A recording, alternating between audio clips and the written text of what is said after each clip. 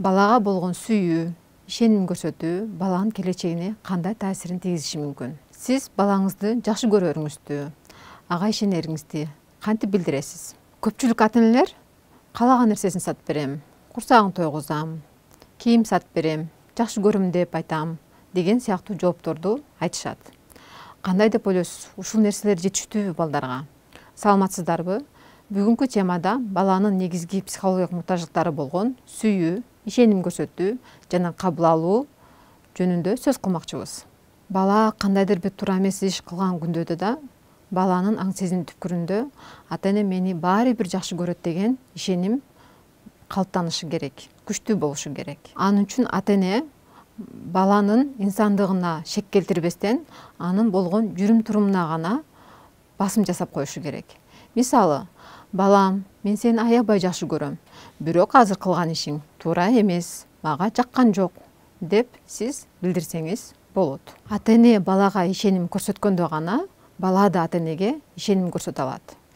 Эгерде ата-эне баланын ар бир айткан сөзүнө көңүл буруп угуп, ар бир айткан сөзүнө кайтарым байланыш берип турса, балада мен керектүүмүн, мен жакшымын деген ишеним калыптанат. Жана өзү оорчулук жараткан учурда, кыйынчылык жараткан учурда ата-энеме кайрылсам болот экен, ата-энеме ишенсем болот экен деген ишеним балада жаралат. Жана да ата-эне балага ишеним менен бир жумуш же бир иш тапшырса, бала ал жумушту же ишти жоопкерчилик менен мамиле кылып, ал ишти аткарганга аракет кылат. Андан соң баланын өзүндө болгон ишеним пайда болот. Ар дайым эсиңиздерде болсун.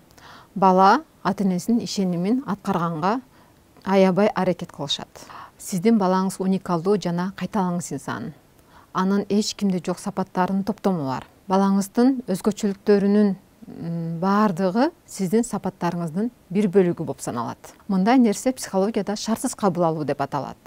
Шартсыз кабыл алуунун эрежеси болуп, менин балам жакшы, кээде жаман иш же туура эмес жүрүм турум кылса дагы.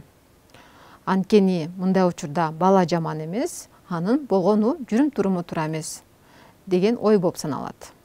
Баланы кабыл алуунун бир нече жолдору бар. Мисалы, ага чечим чыгарууга мүмкүнчүлүк берүү. Аны көбүрөөк угуу, ал менен көбүрөөк баарлашуу, өздүк иштерине такыр кириши бербөө жана бала менен көбүрөөк сырдашуу жана көбүрөөк баарлашуу болуп саналат. Бала толук кандуу өнүгүп жана өсүшү үчүн бул негизги психологиялык муктаждыктары канааттандырылышы өтө маанилүү. Эгерде бул муктаждыктар канааттандырылбаса, эсиңизде болсун, бала баары бир сиздин көңүлүңүздү башка бир терс жүрүм турумдары менен бурдуруп алышы мүмкүн. Мисалы, өзүнүн бут кийими менен столдун үстүнө чыгып кетет, андан соң албетте сиздин көңүлүңүздү бурдурганын аракетин кылат. Баланын негизги психологиялык муктаждыктары канааттандырышы үчүн ата-энелер эмне кылышы керек? Эң негизгиси, себепсиз эле жагымдуу жана жылуу сөздөрдү көбүрөөк айтыңыз. Бала өзү кичинекей чечимдерди чыгарыш үчүн мүмкүнчүлүк бериңиз. Баланы бир гана өзү менен салыштырыңыз, башка бирөөлөр менен салыштырбаңыз. Мисалы, сен кече 4 алып келиң эле, бүгүн азаматсың, 5 алып келдиң деген сыяктуу билдирүүлөр менен. Аны көбүрөөк кучактаңыз, колун келишинче көбүрөөк колуңузга алыңыз, эгерде ал кичинекей бала болсо.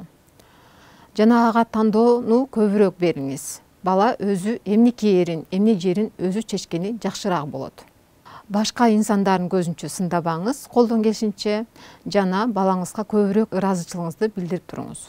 Мисалы, чоң рахмат мага үйдү жыйнашканың үчүн, же идиш-аяктарды айттырбай жууп койгон үчүн мен сага ыраазымын деп өзүңүздүн ыраазычылыгыңызды бат-баттан билдирип турсаңыз болот. Жыйынтыктап айтканда, сүйүү, ишеним көрсөтүү жана кабыл алуу үй бүлөдө жагымдуу мамиленин болуусуна жана баланын толук кандуу өнүгүүсүнө чоң шарт түзөт. Көңүл бурганыңыздарга чоң рахмат, саламатта калыңыздар.